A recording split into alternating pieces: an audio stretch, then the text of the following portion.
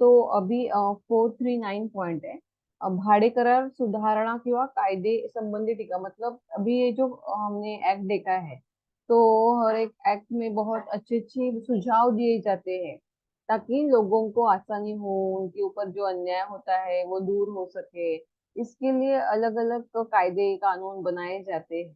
लेकिन कोई कानून बनाओ, लेकिन कुछ भी करो, लेकिन उसमें कुछ कमियां रहती है हमेशा ही। तो उसके बाद उसके ऊपर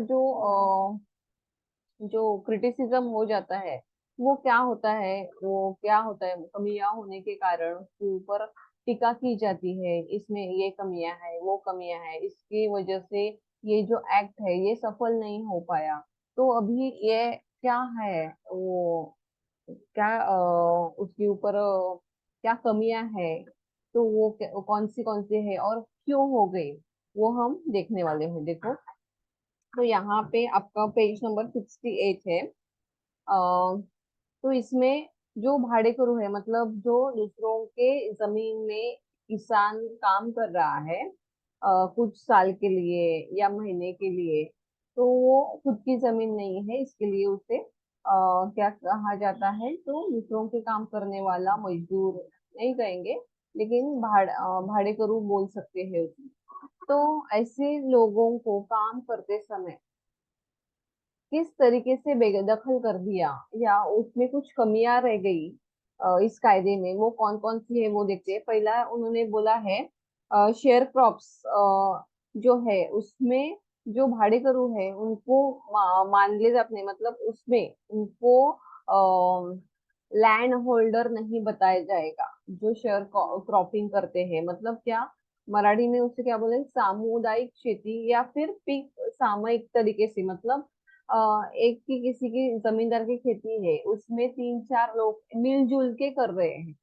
मतलब देखो, 50 एकड़ जमीन है, उसमें 10-10 एकड़ अलग अलग पांच लोग कर रहे हैं, वो क्या करे, अपने हिसाब से करे, लेकिन उसमें से चार पांच लोग क्या करे, 4-5 एकड़ की जमीन एक साथ कर रहे हैं। तो वो क्या कर रहे हैं, मिलजुल के कर रहे हैं, मतलब वो 10 लोग, 5 लोग खुद की कर रहे हैं, वो अलग, वो खुद के हिसाब से कर रहे हैं। लेकिन अगर वो वही जमीन मिलजुल के कर रहे हैं, सबका अगर ये होता है, आपस में उन्होंने क्या मिलजुल के करने का डिसाइड किया है, जैसे कोऑपरेटिव फार्मिंग रहती है, उसमें कैसे करते हैं लोग, किसी और की जमीन लेते हैं, भाड़े पे लेते हैं, लीज पे लेते हैं, 10 साल के लिए, 15 साल के लिए, 5 साल के लिए, और मिलजुल के खेती करते हैं। उसी टाइप की अगर ये लोग करते हैं, तो इसमें क्या बोला गया है कि इसमें जो शेयर क्रॉप करते हैं, तो उनको इसका लाभ नहीं मिलने वाला है। मतलब वो वहां की, जैसे क्या बोला था पहले, कि जो जमीन कर रहा है अगर वो दूसरों की भी है, लेकिन अगर मैं किसी की जमीन कर रही हूँ और खेती कर रही हूँ किसी और की, तो वो मेरे नाम पे हो जाएगी। लेकिन इस कायदे में ऐसे जो शेयर क्रॉपिंग करते हैं, मतलब मिलजुल के खेती करते हैं, तो उनको इसमें क्या दिया गया है, स्थान नहीं दिया गया। मतलब उनके नाम पे ये जमीन नहीं हो पाएगी। मतलब क्या, कि ये लोगों के लिए कायदा बनाया गया है, लेकिन ऐसे जो लोग हैं उनको क्या, इस तरीके से जो खेती कर रहे हैं उनके नाम पे नहीं हो सकती। मतलब क्या हो गया है, उनके ऊपर ये एक तरह का अन्याय हो गया है, तो वो कहाँ जाएंगे ना, वो भी तो खेती कर रहे हैं, उन्होंने तो वहां फैक्ट्री तो नहीं डाली है।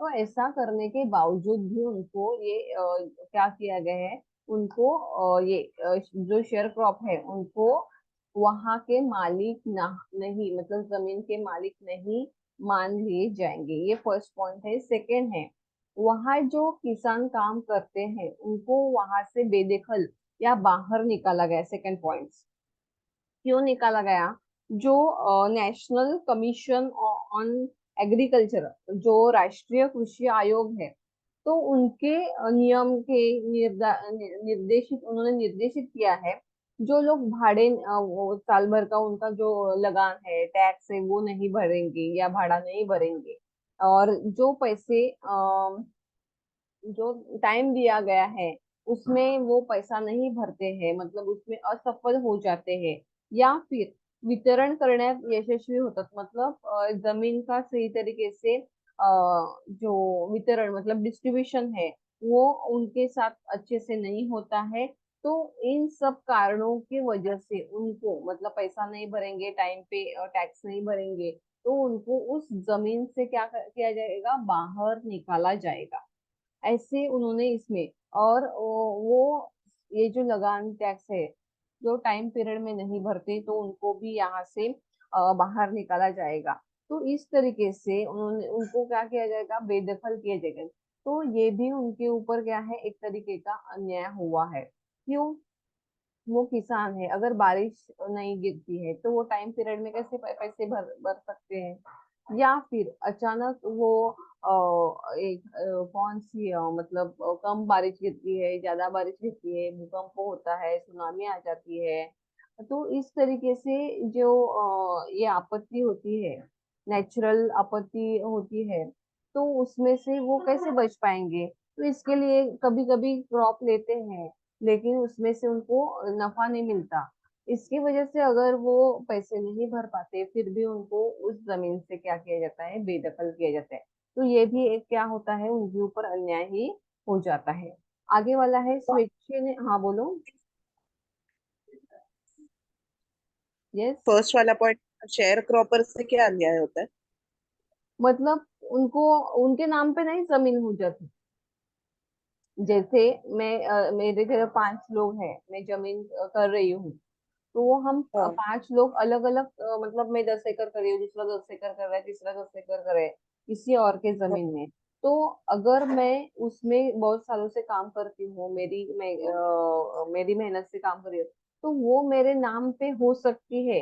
लेकिन अगर उसी जमीन में अगर हम 4-5 जन मिलजुल के काम कर रहे हैं, मतलब कोऑपरेटिव फार्मिंग जैसे होती है, उसी टाइप से अगर करते हैं, तो वो लैंड हमारे नाम पे नहीं होगी। क्योंकि उसके उसमें एक ये नहीं है, उसमें 4-5 जो जन मिलजुल के कर रहे हैं। अगर ये शेयर क्रॉपिंग हो रही है, तो वो किसी एक के नाम पे ही होगी, 5 लोगों के नाम पे नहीं हो सकती। इसके लिए वो किसी के ही नाम पे नहीं होगी। तो उनको इसमें क्या माना नहीं गया है, वो वहां पे काम करने वाले भाड़ेकरू, उनको नहीं माना जाएगा। इसके लिए उनके नाम पे ये जमीन नहीं होगी। तो ये क्या हो गया, उनके ऊपर अन्याय हो गया ना।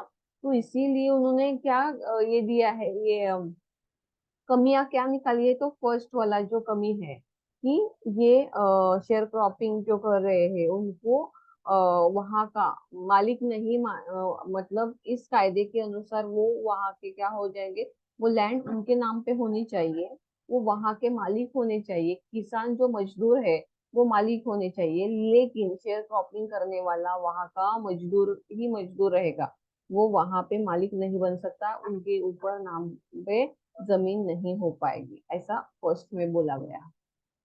हम्म। समझ में आया? Yes ma'am. अभी हाँ, थर्ड जो दिया है स्वेच्छा ने आत्मसमर्पण। देखो थर्ड पॉइंट आपका है पेज नंबर 69 पे है।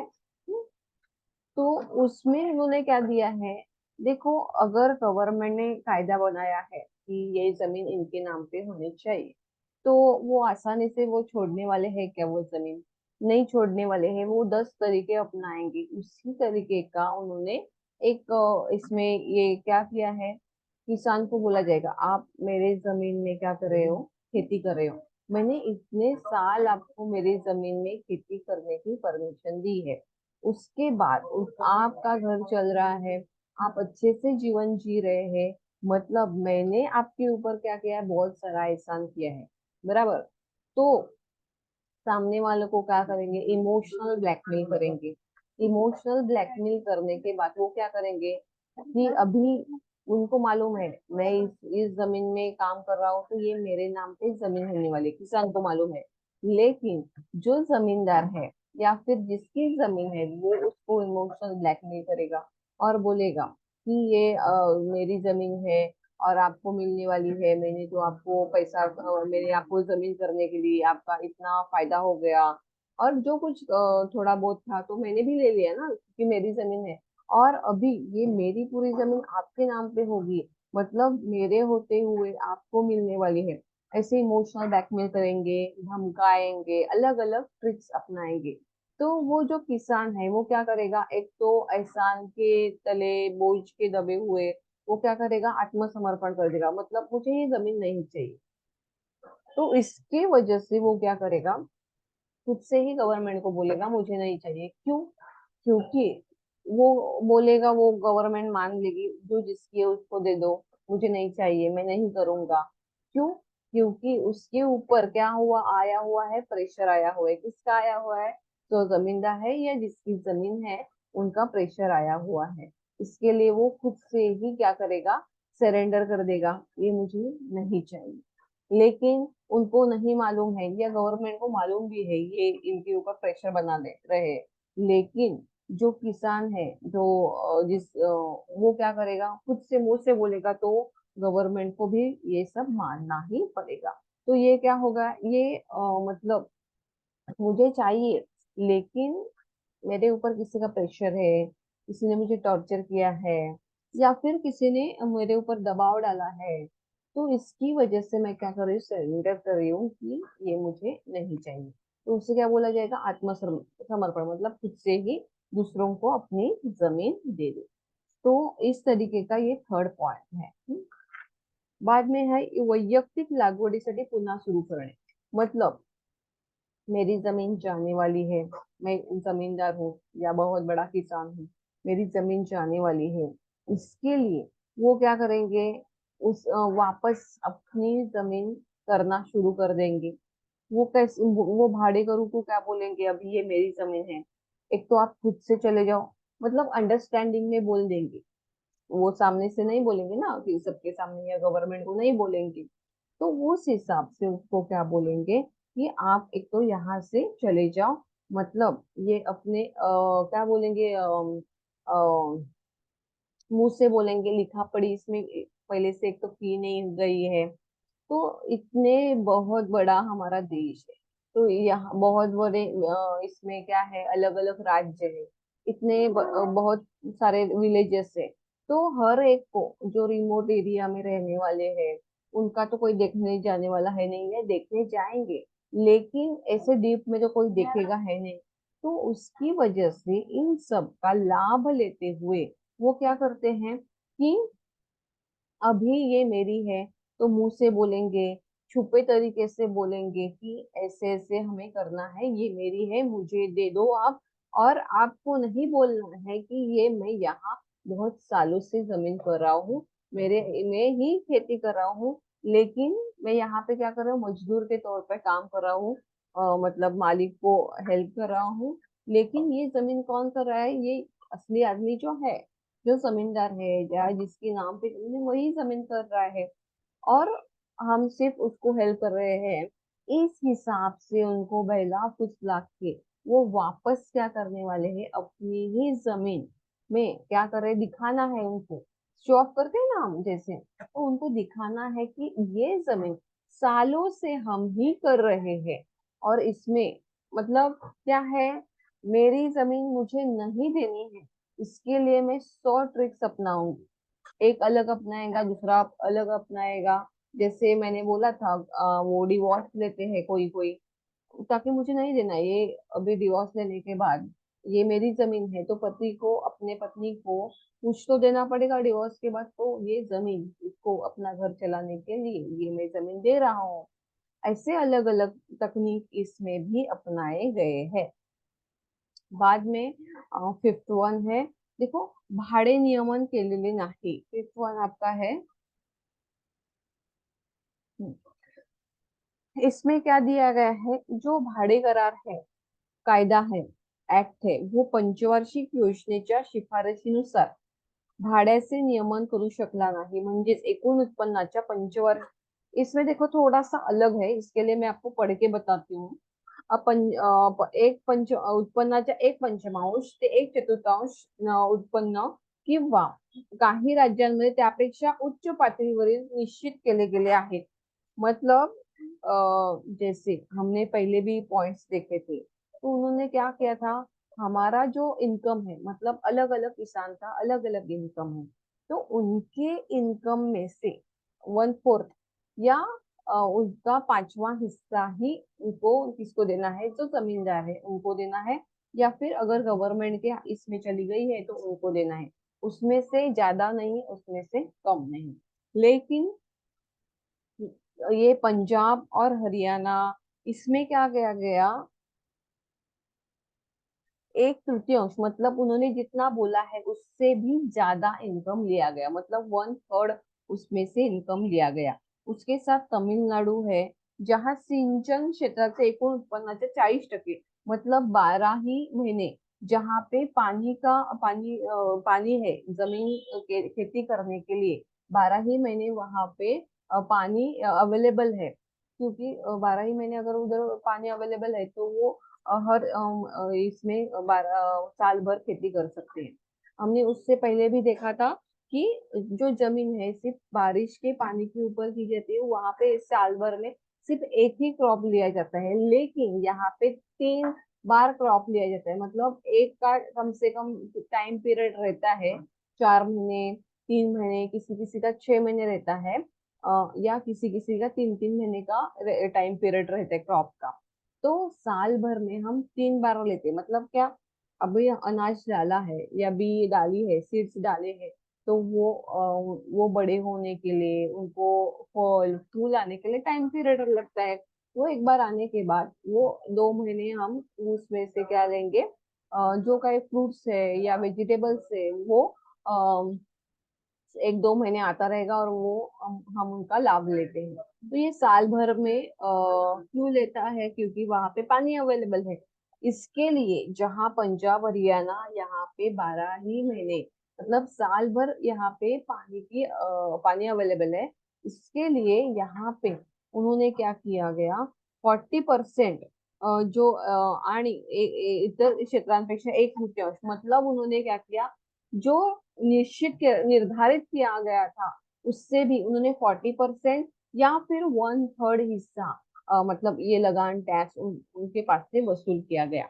उसके साथ ही आंध्र प्रदेश, इसमें बागायती भागात एकूण उत्पन्नाचे 30% आणि इतर भागात 1/3 भाडे निश्चित करण्यात आले आहे।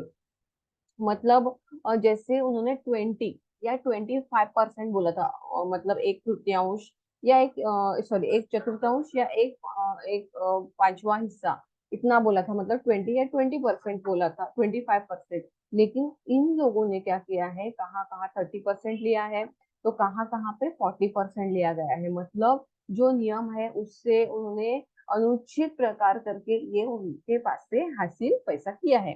तो इसमें आंध्र प्रदेश बागायती खेती, मतलब जहाँ पे फ्रूट्स लेते हैं, वेजिटेबल्स लिए जाते हैं, 12 ही साल भर हम लेते हैं, तो उनका इनकम बढ़ता है। तो इसके लिए इनकम ज्यादा रहता है ना, साल भर हम अगर करेंगे तो यहाँ पे उन्होंने क्या किया, फिर इसके लिए कहाँ कहाँ पे 30% या कहाँ कहाँ पे 1/3 हिस्सा निर्धारित कर दिया था। कहाँ पे, तो आंध्र प्रदेश में। उसके साथ कोरडवाहू जमीन, कोरडवाहू मतलब वहां पे कम पानी में जहाँ पे पानी की कमी रहती है, इसके वजह से वो जमीन बहुत सूखी पड़ जाती है, उसको कोरडवाहू बोलते हैं। मतलब वहां पे जैसे मैंने आपको बोला था कि पानी, बारिश का पानी, मतलब ऐसी मिट्टी रहती है वहां पे, कोरडवाहू जमीन क्यों होती है, तो पानी एब्जॉर्ब करने की क्षमता उनकी कम होती है। मतलब बहुत पानी पड़ता है, बहुत बारिश पड़ती है, लेकिन वहां जब बारिश का पानी पड़ता है तो वो स्मूदी जैसी हो जाती है, मड़ी एरिया जैसा हो जाता है। इसमें पानी एब्जॉर्ब करने की और पानी क्षमता बहुत ही कम होती है। इसके वजह से बारिश के बाद जल्दी ये सूखा पड़ जाता है जमीन। कोई जमीन रहती है तो बारिश के, मतलब दिवाली दिसंबर तक, मतलब जमीन में क्या रहता है, पानी थोड़ा बहुत रहता है, गीली गीली थोड़ी जमीन रहती है अंदर तक, लेकिन ये बहुत ही जल्दी सूखी पड़ जाती है। इसकी वजह से वहां जमीन में दरारें पड़ जाती है। तो ऐसी जमीन पे हम क्या करते हैं, बहुत खाद डालो, मेहनत करो, पानी डालो, और फिर भी इनकम कम हो जाता है। इसके लिए वहां पे उन्होंने क्या रखा है, मतलब 25% इतना ही भाड़ा रखा है। मतलब हमने क्या डिसाइड किया था, मतलब पहले के पॉइंट्स में हमने क्या पढ़ा कि 20% या 25%, मतलब जो अगर अच्छी वाली जमीन है उनके लिए भी उतना ही है। लेकिन यहाँ पे उन्होंने क्या किया है, जो अच्छी वाली जमीन है 12 ही साल भर हम जो करने वाले हैं, वहां पे किसी जगह पे इस राज्य में 30%, इस राज्य में 40% दिया है। और जो अच्छी वाली जमीन नहीं है उनको 25% उन्होंने लगान दिया गया है। तो सर्व राज्यांनी शेती करणाऱ्या भाडेकरूंचे से भाडे निश्चित करण्यासाठी कायदे केले। मतलब अलग अलग स्टेट में, मतलब देश में कैसे है, जोग्राफिकली एरिया अलग अलग रहता है। कहाँ पे माउंटेन है, कहाँ पे सी शोर है, कहाँ पे अलग अलग है ना। हर एक जगह पे, मतलब केरल में अलग है, महाराष्ट्र में अलग है, पंजाब में अलग है। और अगर हम इधर देखेंगे उत्तराखंड में है, तो अलग अलग जगह पे अलग अलग क्लाइमेट है। वहाँ पे जोग्राफिकल एरिया अलग अलग है। इसकी वजह से ये राइट दिया गया कि आप देश में, देश भर में हर एक स्टेट को अपना अपना कायदा बनाने का भी, जो एक पूरा देश का कायदा बना है, उस कायदे में कम ज्यादा चेंजेस करने का अधिकार उन्होंने दिया गया है। उस हिसाब से हर एक राज्य ने अपने हिसाब से उसमें क्या कर दिया, अपने कायदे के अनुसार उसमें चेंजेस कर दिए। तो उन्होंने जितना रेंट होना चाहिए उससे भी ज्यादा इसमें ले लिया गया है। ये फिफ्थ वाला पॉइंट है। ये समझ में है आपको? ये थोड़ा बड़ा है, लेकिन वो अपने ओन वर्ड में लिखेंगे ना तो आपको अच्छे से लिख पाएंगे। बड़ा है लेकिन इजी है। उसके बाद है पॉइंट 6 दिया गया है, सर्व भाडेकरूंना मालकी हक्क मिळू शकला नाही। मतलब जो जो लोग दूसरों के खेती में काम कर रहे थे, उन सबको अपनी मालकी की जमीन सबको नहीं मिली। ये अधिकार, ये कायदा होने के बावजूद भी हर एक को अपने हिस्से की या अपने नाम पे नहीं जमीन मिली। वो क्यों नहीं मिली देखते हैं। देखो, भाडेकरूंना त्यांनी लागवड केलेल्या जमिनीच्या मालकांमध्ये रूपांतरित करणे हे भाडेकरू सुधारण्याचे मुख्य उद्दिष्ट होते। परंतु मालकी हक्क संपादन करण्यासाठी भाडेकरूंना द्यावयाच्या भरपाईचे दर सामान्यतः खूप जास्त होते आणि भाडेकरूंच्या भरण्याच्या क्षमतेच्या पलीकडे होते। त्यामुळे शक्य तितक्या मोठ्या भाडेकरूंना भोगवटा हक्क बहाल करण्याचे उद्दिष्ट पूर्ण होऊ शकले नाही। देखो, ये भी बहुत ही इम्पोर्टेंट है और इजी है। क्यों नहीं, मतलब उन्होंने कायदा तो बनाया, जो किसान खेती करेगा उसके नाम पे ये जमीन हो जाएगी। लेकिन ऐसा होने के बावजूद भी मैं 5 एकड़ जमीन कर रही हूँ, लेकिन मेरे नाम पे सरकार ने बोला है आपको जो 5 एकड़ चाहिए वो आप ले सकते हैं, लेकिन इस जगह का आपको कुछ तो क्या करना पड़ेगा। जो कुछ भाड़ा है, जो कुछ रेंट है, जो कुछ नियम के अनुसार उन्होंने बोला है, मतलब गवर्नमेंट के हिसाब से गवर्नमेंट ने क्या बनाया है कि ये जमीन है, ये जमीन अगर सुपीक है तो उसको 1 एकड़ के लिए इतना देना पड़ेगा। जो मिडल स्टेज की है उसके लिए इतना देना पड़ेगा। या कोरडवाहू है उसके हिसाब से उसको इतना क्या वो करना पड़ेगा, पैसा देना पड़ेगा। लेकिन जो छोटे किसान थे वो तो इतना नहीं दे पाए, वो तो अपना पेट पाल रहे थे जैसे तैसे। और पहले से ही उनको क्या करना पड़ता था कि उसमें से 50%, 60%, 70% जो कुछ अनाज आता है, जो कोई उनका इनकम आता था, उसमें से उनको बहुत बड़ा हिस्सा उस जमींदार को देना पड़ता था। तो उनके पास तो घर चलाने के लिए पैसा नहीं रहता था, या फिर रहता था तो अलग अलग खर्चे आ जाते थे। फिर से उन लोगों को अपना हिस्सा दे दो, बचेगा तो उसमें हिसाब से हमारा साल भर का खर्चा निकालो, या खेती के लिए इन्वेस्टमेंट करो, घर में बीमार है, पढ़ाई कर रहा है, या अलग अलग खर्चे है। तो उनके पास से इतनी बड़ी सेविंग कहाँ से आएगी ना उस टाइम पे। किसी किसी लोगों के पास जिन्होंने जमा करके रखा था उस हिसाब से उनको मिल गया, लेकिन जिन्होंने नहीं किया तो वो कहाँ से लाएंगे। इसके लिए उनके हाथ से उनको, मतलब जमीन देने का कायदा करने के बावजूद हाथ में पैसे न होने के साथ, या फिर उन जमीन का जो गवर्नमेंट का रेट था वो बहुत ज्यादा था, और वो रेट हर कोई किसान नहीं दे सकता था। इसके लिए क्या किया गया, वो जमीन उनके हाथ से चली गई, और फिर जिसके लिए लाभ देने के लिए कायदा बना, तो वो लाभ हर एक को नहीं मिला। तो इसके लिए जो भाड़ेकरू था, मतलब जो दूसरों के खेत में काम कर रहा था, उनको जो अधिकार मिलना चाहिए था, वो उनको अधिकार नहीं मिला। ये भी एक महत्वपूर्ण ही है। अभी देखो, एक 7-8 मिनट में हमारा ये लेक्चर खत्म हो जाएगा। फर्स्ट लेक्चर है ना, तो आपको सेकेंड लेक्चर लेना है या फिर दोपहर को लेना है?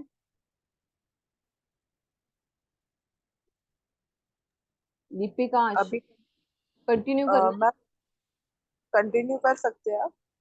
नहीं, आपको क्या है, या दोपहर को तो लेने वाली हूँ, एक 3-4 बजे, तो वहाँ उस टाइम पे करना है या अभी कंटिन्यू करना है?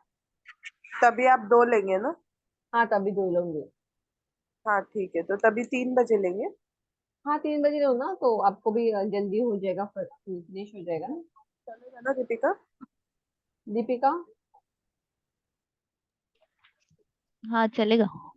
तो अभी कंटिन्यू करना है या ये स्टॉप होने के बाद स्टॉप करना है?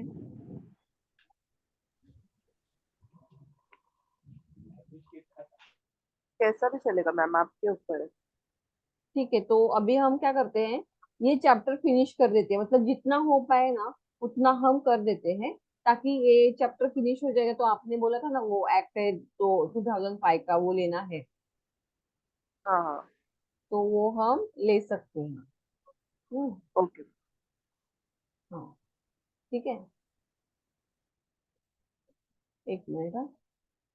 हम्म, वो हम ले सकते हैं, तो इतना जितना, क्योंकि ये कंटिन्यूशन में रहेगा तो ठीक रहेगा, जितना होता है उतना हम लेते हैं। अ, 2 ही टॉपिक बची है। क्या? एक तो ये 2 ही टॉपिक बची है, एक अभी आप जो सिखा रहे वो, वो लास्ट और वो, पॉइंट है। हाँ, और एक लैंड होल्डिंग एक्ट, बस। हम्म। हाँ, वो थोड़ा बड़ा है, मतलब उसके लिए एक लेक्चर में नहीं हो पाएगा, थोड़ा सा लगेगा दूसरा लेक्चर में। हाँ, तो हम दोपहर कंटिन्यू को, कर। हाँ हाँ हाँ, भोगवटा हक्क मिळण्याची अट। 7th पॉइंट है, देखो। भोगवटा मतलब क्या, जहाँ पे हम काम कर रहे हैं उसकी मालकी हक्क, मतलब उसका हक्क मिळण्याची अट, कंडीशन।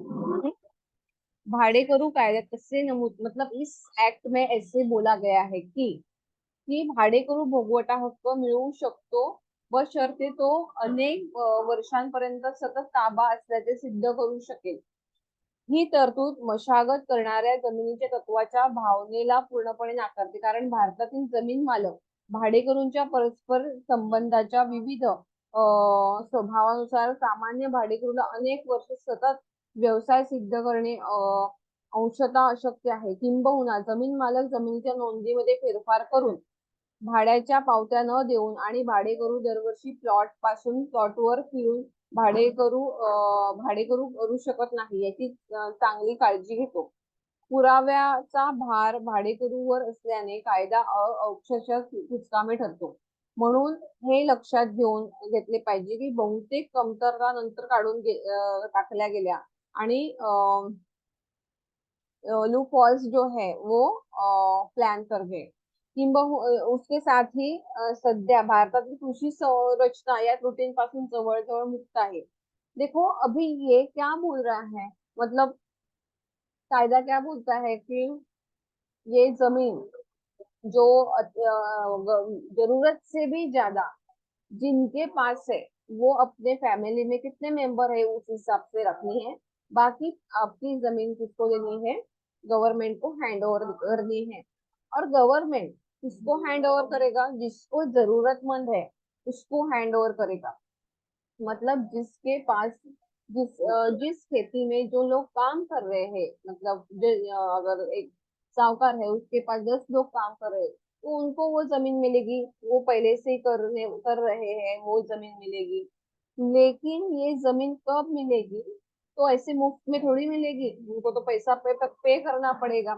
उसके लिए उनको क्या करने पड़ेंगे, मैं इस जमीन में सालों साल काम कर रहा हूँ या काम कर रही हूँ, उसके लिए मुझे क्या करना पड़ेगा, कुछ तो क्या करने पड़ेंगे हमको, पुरावे पेश करने पड़ेंगे कि उसके लिए अगर मैं लगेगा, हर साल प्रूफ लगेगा मैं बोलूँ। हाँ प्रूफ लगेगा। तो मुझे हर साल क्या करती हूँ मैं, इसके लिए लगान मतलब टैक्स भरती हूँ, शेत सारा भरती हूँ, जिसके पास बची थी मैं जमींदार को भरती थी, और जमींदार उसकी 50 एकड़ जमीन है ना, तो वो 50 एकड़ में से 10 एकड़ मैं कर दी, तो मैं 10 एकड़ का जो मेरा जो कुछ उन्होंने निश्चित किया, निर्धारित किया है, 50%, 60% वो मैं किसको देती थी, जमींदार को देती थी। और जमींदार गवर्नमेंट के हिसाब से वो पैसा उसका उसके जमीन का गवर्नमेंट को भरता था।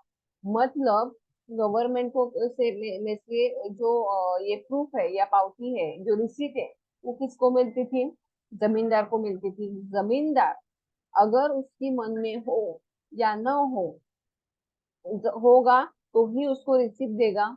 अगर उसको मालूम है आगे चल के मुझे परेशानी हो सकती है, तो वो क्या करेगा, मुझसे बोलेगा कि ऐसा ऐसा तुमको दिया है पैसे और तुमने मुझे दिया है, तो अभी हमारा हिसाब किताब बराबर हो गया इस साल का, मुझसे बोलेंगे। और वो क्या करेंगे, हाँ, तो इसके हिसाब से वो क्या करेंगे, वो भी बोलेंगे हाँ चलो उन्होंने भी हमारा साल भर का हो गया। तो कोई कोई किसान इतना ज्यादा सोचता नहीं था उस टाइम पे, कोई पढ़े नहीं उस टाइम पे, बहुत गरीबी थी, उसके साथ साथ पढ़े लिखने की बहुत कोई पढ़ा लिखा ज्यादा से ज्यादा नहीं होता था। तो इसके लिए उनको ये प्रूफ की जरूरत नहीं, उन्होंने बोला है ना तो ठीक है, सालों साल हमारा ऐसा ही चल रहा है, हम इसमें ही खुश है, हमको जमीन करने के लिए वो दे रहे हैं ना, वो बस है, उतना ही बस है, हमारा 2 वक्त की रोटी मिल रही ना, वही हमारे लिए काफी है। तो इसके लिए वो ज्यादा प्रूफ के पीछे भागदौड़ नहीं करते। या फिर अगर दिया जाता है तो कभी कभार दिया जाता है, कभी कभार नहीं दिया जाता है। उसके साथ भी अगर दिया भी जाता है तो वो उनके पास तो बहुत सारा पैसा है, वो क्या करेगा, जो रेवेन्यू ऑफिसर है उनको हाथ उनको पैसा दबा के वो क्या करेगा, उसमें जो कुछ चेंजेस करने हैं, उसको फेरफार बोला जाता है, तो उसमें जो कुछ चेंजेस करने हैं वो ऑटोमेटिकली कर देगा, तो वो सामने वाले को तो पता भी नहीं चलेगा। मतलब गवर्नमेंट के हिसाब से जो चेंजेस करने चाहिए, मतलब ये जमीन मुझे उसको नहीं देनी है, उसके लिए मुझे जो कुछ बन पाएगा वो मैं कर पाऊंगा। तो इसके लिए उनको, उनके पास कोई रिसीट नहीं थे, किसी के पास थी किसी के पास नहीं थी।